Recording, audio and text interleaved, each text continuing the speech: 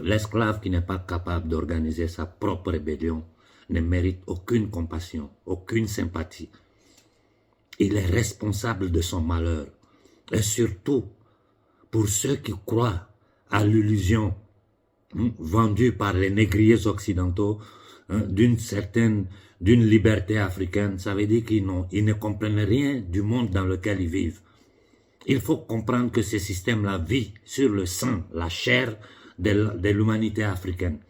Et tout ce qu'ils feront pour pouvoir continuer à dominer l'humanité africaine, à la tenir en condition d'esclavage, ils le feront. Il n'y a que la lutte qui libère. Et nous avons les armes et les instruments pour nous libérer de cet esclavage séculaire. Comme je le dis, notre nombre est notre force. Tout est une question d'organisation. La jeunesse consciente africaine est prête. Je pose une question à tous ceux qui se sont autoproclamés leaders panafricains, à tous ceux qui se baladent dans le monde. On fait quoi? Quel est le plan? Quelle est votre stratégie? Où nous voulons arriver? Vous pensez que des petites manifestations à droite, à gauche, dans ces camps de concentration, là, le monde entier est au courant? Mais regardez vous-même ce qui est en train de se passer sous nos yeux, partout dans le monde. Dans le silence total des Nations Unies, de la Cour pénale internationale, de toutes les organisations des droits humains, personne n'ouvre la bouche. Le pouvoir anglo-saxon et ses États satellites sont en train de foutre toute l'humanité dans un chaos total. Ils sont en train de semer la mort et la terreur partout. Partout où ils sont partis, ils ont semé la mort et la terreur. Détruisant les pays, laissant les pays dans le chaos, et ils changent. Mais regardez aujourd'hui l'Afghanistan, ils ont passé 20 ans à combattre ce qu'ils appellent les talibans. Après eux-mêmes, ils les ont pris, ils les ont mis au pouvoir et puis ils sont partis. Regardez ce qu'ils ont fait de l'Irak. Regardez ce qu'ils ont fait de l'Irak.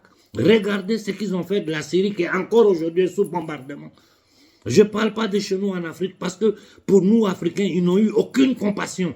Quand ils ont décidé dans les accords de Bretton Woods d'imposer le franc CFA aux Africains, aux peuples africains, d'imposer les accords coloniaux qui nous maintiennent dans cette misère, dans cette pauvreté, ils n'ont pas pensé que nous sommes des êtres humains comme eux. D'ailleurs, ils n'ont même pas pitié de leur propre population. À voir ce que la société civile occidentale est en train de subir des mains de ces gangsters internationaux, de ces satanistes, de ces usuriers, de ces criminels.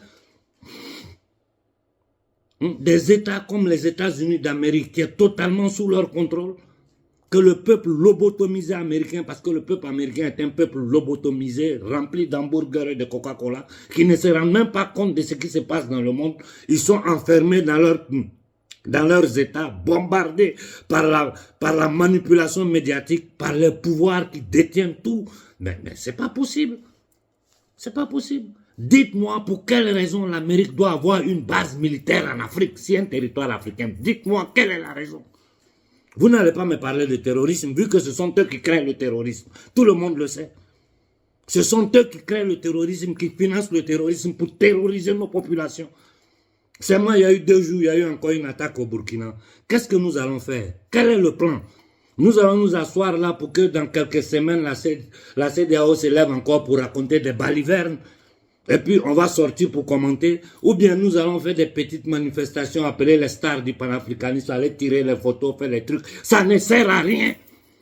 Il faut comprendre à quel pouvoir nous avons affaire. C'est un pouvoir séculaire, meurtrier, assassin, sans sentiment pour l'être humain en général, et en particulier pour nous les Noirs qu'ils considèrent comme des animaux humains, des sauvages. Ils ont effacé notre histoire de l'histoire de l'humanité. Ils ont effacé l'histoire de l'Afrique, de l'histoire de l'humanité. Tout ça pour nous maintenir sous leur domination. Tu vois des Africains qui se disent panafricains, ils réfléchissent de la même façon que les Occidentaux. Comment vous voulez prendre un système occidental et le transporter chez nous en Afrique quand ce sont 2 types de sociétés totalement différentes?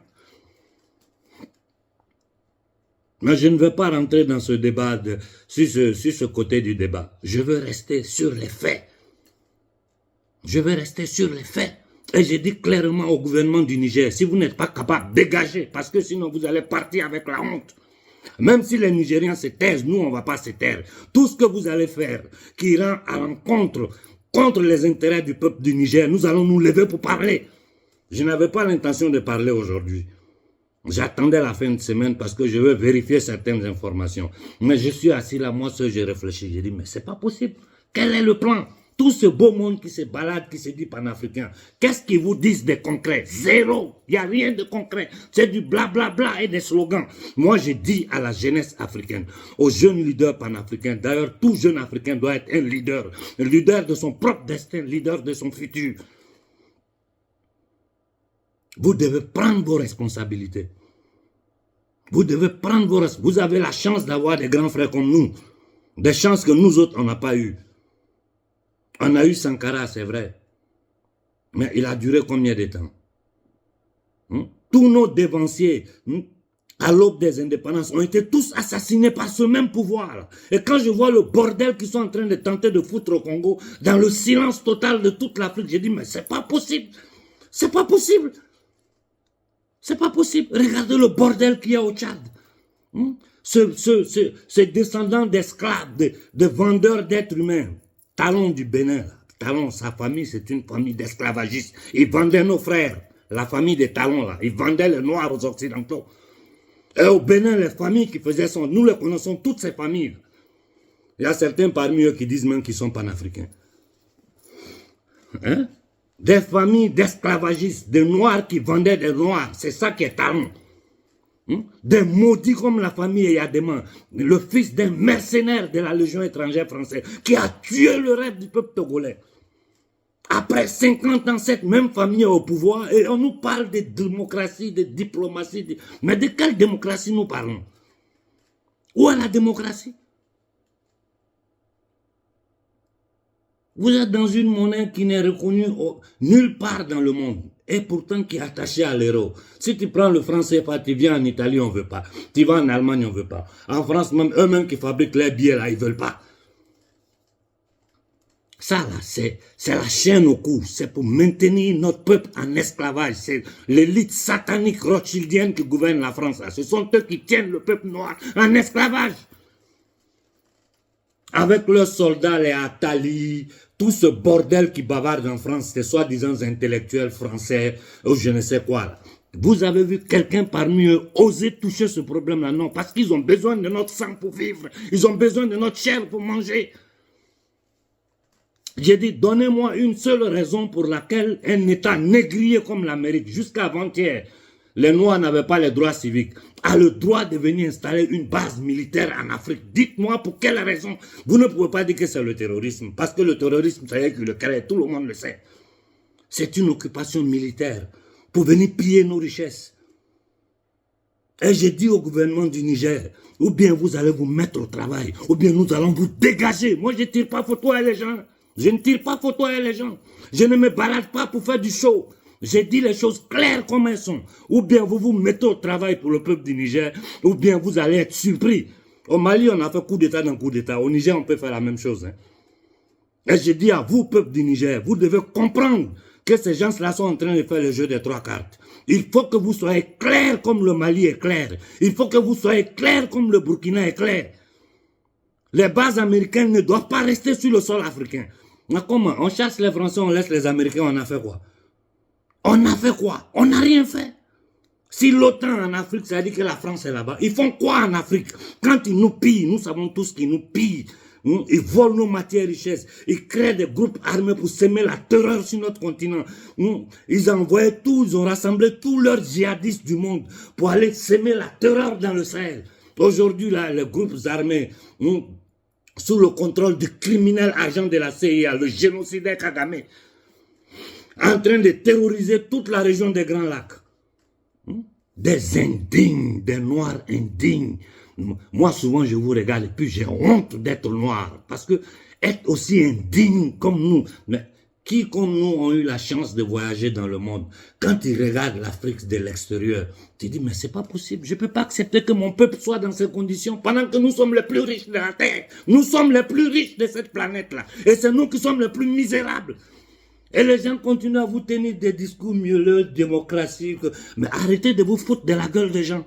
Nous ne sommes pas dans un dans un combat de processus démocratique. Nous sommes dans un combat de libération. Et Sankara l'a bien dit, un esclave qui n'est pas capable de prendre ses responsabilités pour se révolter contre la condition d'esclave dans laquelle ces négriers occidentaux nous ont mis là. Ils ne méritent aucune compassion. Ce qui va nous arriver demain sera notre responsabilité. Moi, les informations que j'ai eues, je vous jure que je suis rentré depuis dimanche. Je dors mal. Parce qu'ils vont finir par nous avoir. Les gens sont dans du n'importe quoi. Dans du n'importe quoi. Tu les vois parler de reçus ici.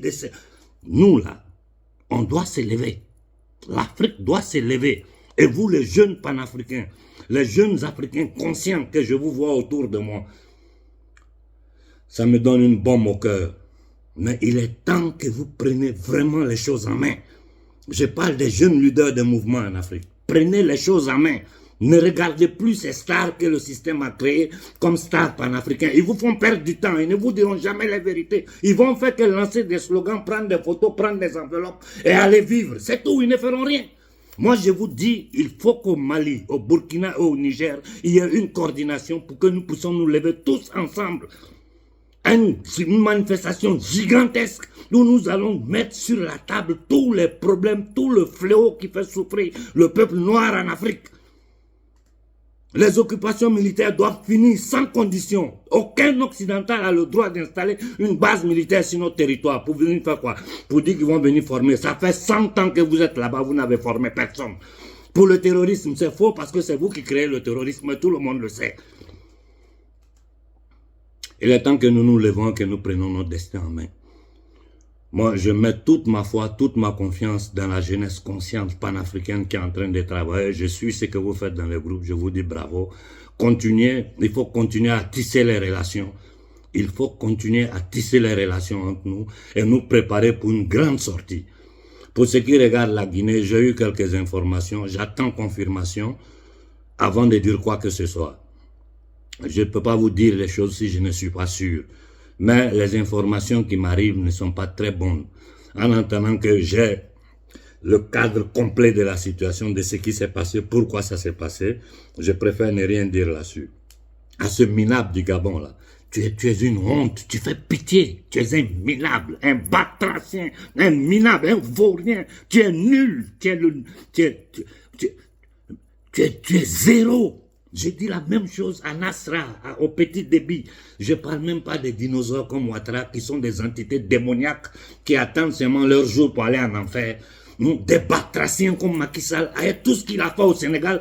Mais l'intelligence sénégalaise est une honte pour toute l'Afrique. Vous vous êtes toujours proclamé les grands intellectuels d'Afrique. Où vous êtes pendant que quelqu'un est en train de tuer votre peuple, en train de livrer le Sénégal à la France, aux Occidentaux.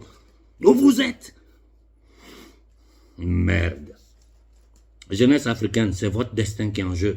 Nous, on sera à vos côtés. On va combattre à vos côtés jusqu'au dernier Africain. Parce que ce que nous avons subi depuis 600 ans, ça ne peut plus continuer. Ça là, ça va finir maintenant. Bonne nuit à tout le monde.